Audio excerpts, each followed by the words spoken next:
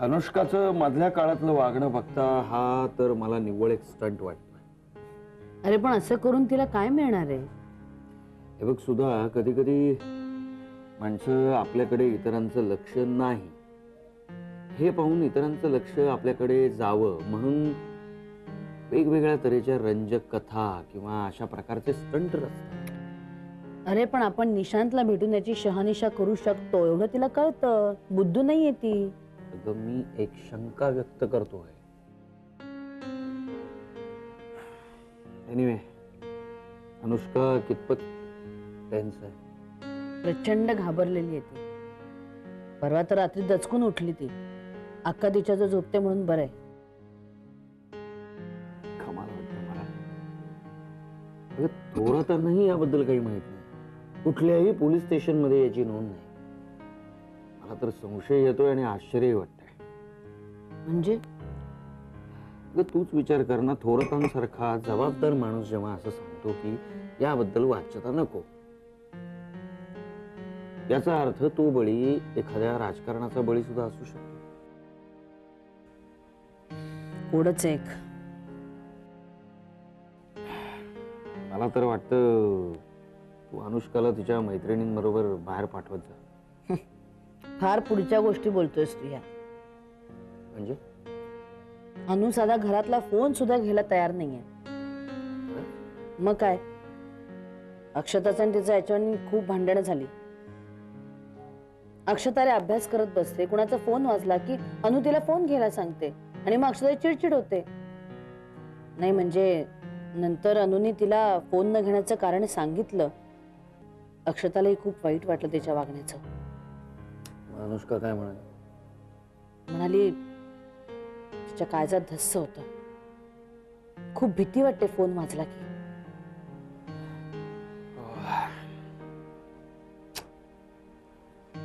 हा गुंत सोडवता सोडवता गुंततच चाललाय.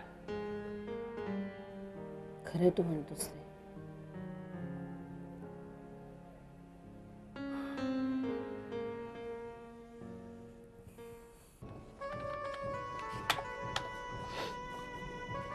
तू आज ऑफिस मध्ये एकटाच आहेस वीरू? तुझे असिस्टंट्स नाही आहेत कोणी? कबाब में हड्डी किसली? काम करा, काम. कामच करतोय, चेष्टा करत होतो. चायला या 4 दिवसात इतकं पेंडिंग काम उरलेलं आहे ना. आणि आपल्याला जेव्हा माणसांची गरज असते तेव्हा नेमकं ते नसतं. जाऊ दे रे, त्यांच्यावर कशाला चिडतोस? तुला साधा फरक सांगू का? तुझा धंदा आहे, त्यांची नोकरी आहे. साधी गोष्ट आहे. साधी नाही, मोठी गोष्ट आहे. बरं, मेहतांकडे गेली होतीस तू? हो. अच्छा, काय काम नवीन? झालं, त्यांचं काम झालं.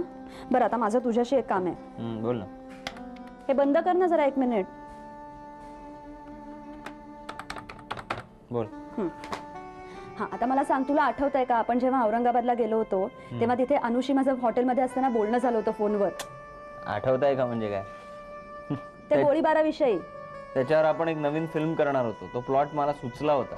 मी त्यावेळी तुला असंही म्हटलं होतं की तुला प्रत्येक गोष्टीत प्लॉटच दिसतो फिल्मचा. ते मी सोयीस्कररित्या विसरलो. बरं निवे, ते जाऊ दे.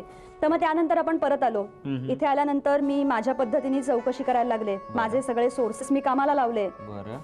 आणि आता मला काही कळतच नाहीये. कळत नाही म्हणजे? अरे म्हणजे काय होतंय सांगू का वीरू? या संपूर्ण घटनेची कुठे काही नोंदच नाहीये. काय सांगतेस? कुठल्याही पोलीस स्टेशन मध्ये तर नाहीच आहे, पण ज्या क्लिनिक मध्ये त्या माणसाला नेलं होतं ना तिथेही ऑन पेपर कुठे काही नाहीच आहे. पहिला हिट आहे. तर आता मला तुझी मदत अशी हवी आहे की तू जेव्हा म्हणालास की या संपूर्ण प्रकरणामध्ये तुला एका फिल्मची स्टोरी दिसतेय, तेव्हा गोळीबारात जखमी झालेल्या त्या माणसाविषयी काहीतरी तर काल्पनिक धागेदोरे असतील ना तुझ्या डोक्यात? नाही, सापडतील ना. थोडेसे काही एंड्स उलगडावे लागतील, पण धागे सापडतील आपल्याला व्यवस्थित. मला खात्रीच होती, म्हणूनच मला तुझी मदत हवी होती. आकांक्षा, हे बघ ना, मला एक 3-4 दिवस दे. सध्या खूप पेंडिंग काम आहे. ते संपलं ना की मग मी तुझ्या चौकशीला लागतो किंवा त्याच्यावर विचार करत असतो. तोपर्यंत मी माझ्या मेंदूला विचार करायला लावतो काहीतरी. तू आता एक 3-4 दिवस दे मला. बिझी आहेस ना तू खूप? बर ठीक आहे, आता नाही मी तुला डिस्टर्ब करत. सॉरी. हो ना आकांक्षा, तू सॉरी म्हटलेलं मला आवडत नाही, तुला माहिती. सॉरी.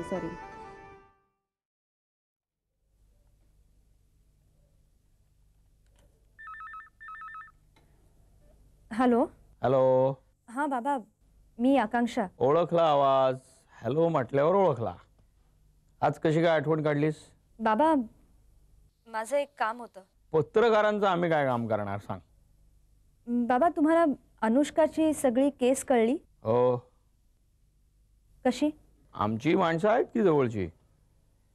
हा, त्याचं काय? बाबा मी माझे सगळे इन्फ्लुएन्सेस, सगळे सोर्सेस वापरून बघायचा प्रयत्न केला, पण मला काहीच कळत नाहीये. थोरातांपासून कुणीही काहीही माहिती नाही असंच सांगतायत. मला माहिती आहे. काय तुम्हाला काय माहितीये? कुणालाही माहित नाही हे. बाबा प्लीज असं काय करताय? जरा गंमत केली ग. बाबा प्लीज प्लीज गंमत करू नका.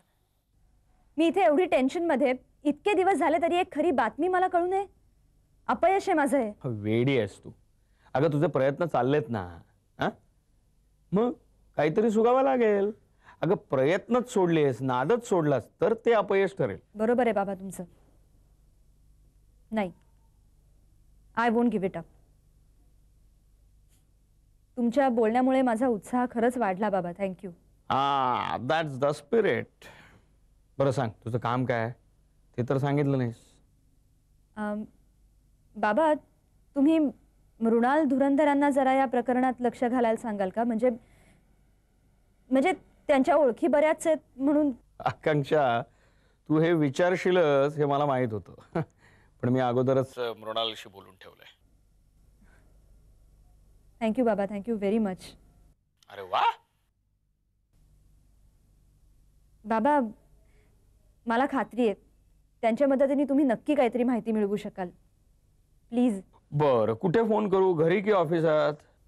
म्हणजे नाही, म्हणजे अनुची बहीण म्हणून की पत्रकार म्हणून? बाबा दोन्ही म्हणून. मग दोन्ही ठिकाणी फोन करावा लागेल मला. मग कराल ना? करेन करेन, नक्की करेन. पण काही ठोस कळलं तर? मला खात्री आहे बाबा तुम्हाला नक्की माहिती मिळेल. अधूनमधून फोन करत जा बेटा. ओके, मी करीन पण तुम्हीही करत जा. या, बाय. बाय.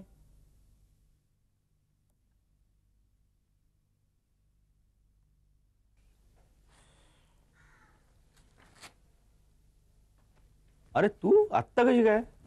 तू घरी एकटाच आहेस ना ते बघायला आले. 100 वर्ष आयुष्य आहे तुला. बाप रे, करू काय त्याचं? पण कशावर ना आली माझी आठवण तुला? अगं आत्ता आकांक्षाचा फोन आला होता. मला म्हणाली की मृणाल धुरंधरांना विचारा का त्या अनुष्काच्या गोळीबार प्रकरणाबद्दल. म्हटलं तुझा फोन येण्या अगोदरच मी त्यांना सांगितलंय. बरं, काही इन्फॉर्मेशन त्या गोळीबार प्रकाराबद्दल? No, not at all. Sharad, अनुष्काने सांगितलेला हा सगळा प्रकार म्हणजे कपोलकल्पित कहाणी आहे असं मला तरी वाटतं. मी स्वतःला तेच समजावून सांगत होतो. पण मृणाल, या घटनेत ती निशांत महाजनचं नाव घेते ग. त्यामुळे ही घटना कपोलकल्पित वगैरे असेल असं. शरद, मला अनुष्काबद्दल काही म्हणायचं नाहीये. म्हणजे तिने असा प्रसंग का रंगवावा वगैरे. पण जेव्हा माझे 3 सोर्सेस मला सांगतायत की यात काहीही तथ्य नाहीये, तेव्हा न घडलेल्या घटनेचा शोध घेण्यात मला नाही वाटत आपण उगीचच रेटा लावावा. मृणाल, एक एक त्रयस्थ म्हणून तू जरा विचार कर. म्हणजे घरात फोन वाजला ना की ही घाबरते ग. नाही, मला सांग ना, ही घटना जर कपोलकल्पित असती तर ती कशी? शरद, ज्या 3 माणसांकडनं मी इन्फॉर्मेशन मिळवलीये त्यांच्या तावडीतून अशी घटना सुटूच शकत नाही. आणि अशी बातमी काढण्यासाठी माझ्यासाठी ते जीवाचं रान करतील याची मला खात्री आहे. हे बघ, आगीशिवाय धूर निघत नाही ही गोष्ट खरी. पण इथे तरी मला तोच प्रकार वाटतोय. Thanks a lot. You did your best. तू रागावला नाहीस ना? रागवण्याचं काय कारण आहे ग? जरा संभ्रमात पडलोय. काय करावं कळत नाहीये मला मृणाल, खरंच. रिअली.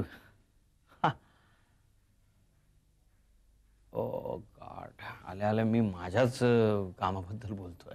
अरे हे काम फक्त तुझंय असं नाही मला वाटत, माझंही आहे. नाही म्हणजे मी त्याच तळमळीने ते केलंय. Okay okay I am sorry. अरे हो, तुझ्यासाठी 2 फोन आले होते. कुणाचे? हे लिहिलेत डायरीत. बरं मग ते बघण्याआधीच मी आपल्याला कॉफी करते. हा मला नको. बरं ठीक आहे, माझ्यातली घेशील ना? कमाल. का हसतोयस आता? काय नाही, तू तुझ्यासाठी 2 कप ठेवतेस म्हणून असू आलं. अरे मग काय काय करावं सुचत नव्हतं. मग घरातली जुनी नवी पुस्तकं, रद्दी, फुटकळ वस्तू सगळ्या विकल्या. पण त्याने काही कॅपिटल उभं राहतं. मग काय केलंस? काय करणार, घरी बसून राहिलो. अरे बरं झालं हा घरी होता म्हणून. त्याच्या आई वडिलांना वाटलं पोरांनी अभ्यासासाठी सुट्टी घेतली. त्यांना वाटलं पोरगा लानीवर आला. असं नाही, म्हणजे गेल्याच रविवारी भावाकडनं घेतले ना, परत त्याच्याकडे मागायचे म्हणजे. तुला भाऊ तरी आहे रे, आमचं काय, आम्हाला बहिणी म्हणजे बोंबच. अरे बरं झालं आई घरी होती म्हणून काहीतरी सोय करता आली. म्हणतात ना स्वामी तिन्ही जगाचा आई विना भिकारी. तरी परवा शूटिंगला गेलो होतो. ए तुझं कसलं शूटिंग? अरे तो पक्या आहे ना, त्याने पावसात भिजण्यासाठी नेलेलं. 300 रुपये मिळाले. अरे मग आम्हाला पण घेऊन जायचं. चेहरा बरा लागतो. ते पण ऍक्टिंग करतो कळलं ना. पथनाट्यात ना. हा, चल चल चल. कोणाच्या तरी विरोधात बोलायचं, त्याचा काय उपयोग? बंटी शेठ, लवकर काहीतरी करा. आम्ही आता विकसनशील राष्ट्र झालो. म्हणजे आमच्या मदतीसाठी तुम्ही वर्ल्ड बँक होऊन या लवकर. काय झालं? ते बंटी काय झालं रे? काय रे, तुम्ही तिघा खरं बोलतात की खोटं बोलतात ते पाहतोय. हा डोळे बंद म्हणजे काय फायदा, तुम्ही तिघही खोटं बोलता. तुमच्या खिशात पैसे आहेत. असं मेलेल्याला मारू नको उगाच. नाही नाही, बघा बघा खिशात हात घालून बघा. हे, माझ्याकडे नव्हत्या खरंच हे. आले ना पैसे. हो रे. पण आमच्या गुरूंनी सांगितलंय आम्हाला हे रोज रोज करायचं नाही. जय स्वामी सर. कुठून आलं हे शिकून? दूर, खूप दूर. अरे अजून खूप काही शिकून आलोय. म्हणजे काय काय? घाला परत खिशात हात घाला. परत घाला घाला. हे गेले कुठे? नाही, गेले कुठे? गेले. पण ते पाया पडतो असं नको. नको रे बंटी. जास्त पैशाची हाव बरी नाही. मनशांती सगळ्यात महत्वाची. अरे मन हो चंगा तो कटोरी में गंगा.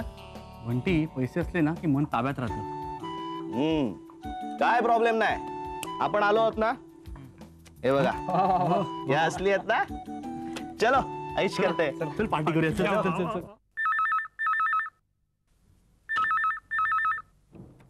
हॅलो. हो ठीक आहे ठीक आहे, द्या पाठवून त्यांना. Thank you. May I come in madam? Oh yes yes yes sir. नमस्कार मॅडम. नमस्कार, बसा ना सर. It's your office. आपण बसा. Thank you sir. पण सर, माझा हुद्दा जरी मोठा असला ना तरी तुमचा मान माझ्याहून खूप मोठा आहे. मिसेस जोशी, मान जरी मोठा असला तरी आपलं पद मोठं आहे. आज पहिल्यांदाच आपल्या केबिनमध्ये आलो. आपण मिळवलेलं हे यश पाहिलं आणि खूप समाधान वाटलं. मिसेस जोशी, नगरात फिरणारा राजा पाहण्यापेक्षा सिंहासनावर विराजमान झालेला राजा पाहणं याच्यात खूप मोठा फरक आहे. सर प्लीज तुम्ही मला लाजवू नका. नाही, आपण कामाचं बोलूया का? हो. मिसेस जोशी, आपल्या पूर्व परिचयाचा यत्किंचितही फायदा न घेता मी आपणाला काही विचारणार आहे. म्हणजे आपण ज्या सगळ्या कॉलेजच्या प्रिन्सिपॉलना पत्र पाठवून विचारणा केलेली आहेत त्याचा गोषवारा थोडासा कळू शकेल का? औत्सुक्यापोटी. सर लपवण्यासारखं काहीच नाहीये. खरं तर याच विषयावर मी तुमच्याशी बोलणार होते. आठवड्याभरातच मला तुमचं पत्र मिळालं. पण सर, तुम्ही मराठी विभाग सुरू करण्याबद्दल फारसे राजी नाही हे वाचल्यावर मला खूप दुःख झालं आणि आश्चर्यही वाटलं, खेदही झाला. पण निर्णय हा संपूर्ण लोकशाही पद्धतीने घ्यायचा असं व्हीसी या नात्याने मी ठरवलंय. थँक्यू. मिसेस जोशी, माझ्या प्रिन्सिपॉल पदाच्या इतक्या वर्षाच्या अनुभवानंतर मी एका निर्णयाप्रत आलेला आहे. आपल्याला पत्र लिहिताना मी माझ्यातल्या प्रिन्सिपॉलचाच अधिक विचार केला. आपण म्हणता त्याप्रमाणे मराठी विषय जर का सुरू करायचा असेल तर त्याच्यातल्या काही बाबी अडचणी जर का आपण दूर करू शकत नसू, त्या पूर्ण होऊ शकत नसतील, तर तो मराठी विषय सुरू ठेवावा, रादर ठेवू नये, अशा मताचा मी आहे. पण सर, मराठीबद्दल तुम्हाला एकेकाळी कळकळ होती. मिसेस जोशी, माझं मराठीविषयीचं प्रेम यत्किंचितही कमी झालेलं नाही. पण सध्याच्या परिस्थितीचा विचार करता मी अशा निर्णयाप्रत आलेला आहे की तो विषय सुरू ठेवू नये. आणि आपणही जर का सध्याच्या परिस्थितीचा विचार केलात तर आय एम शुअर तुम्हालाही माझं मत पटेल. म्हणजे असं बघा की मराठी विषय सुरू ठेवायचा झाला तर किमान 30 विद्यार्थी तरी हवेतच. दररोज एक पिरियड म्हटला तर कॉलेजला एक प्राध्यापक परवडायला तर हवा. हो, तुमचं अगदी बरोबर आहे.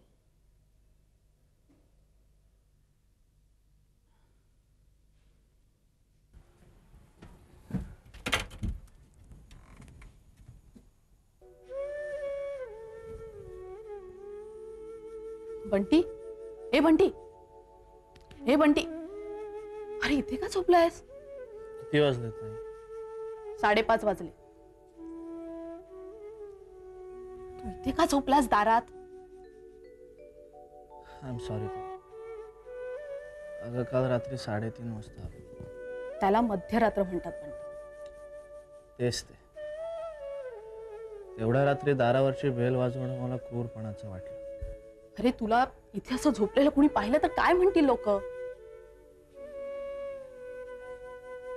काय म्हणतील लोक? उद्या काय म्हणतील याचे चुकीचे अंदाज बांधून आपण आपला आज, आपलं वर्तमान कशाला फुकट घालवायचं ताई? खरं सांगू ताई, तू, मी, आपण सगळेजण जेवढा लोकांचा विचार करतो ना, प्रत्यक्षात आपला विचार तेवढा कोणीच करत नाही. काय मी झोपू? इथे आमची झोप उडाली आणि तुला झोपेचं सुचतंय? मी दूध आणू का? काही नको, मी समर्थ आहे माझं काम करायला. बंटी, अरे तुझ्या अशा वागण्यानं आम्हाला किती त्रास होतो हे कळतंय का तुला? काय मी झोपू? झोप, पण आज जाऊन झोप.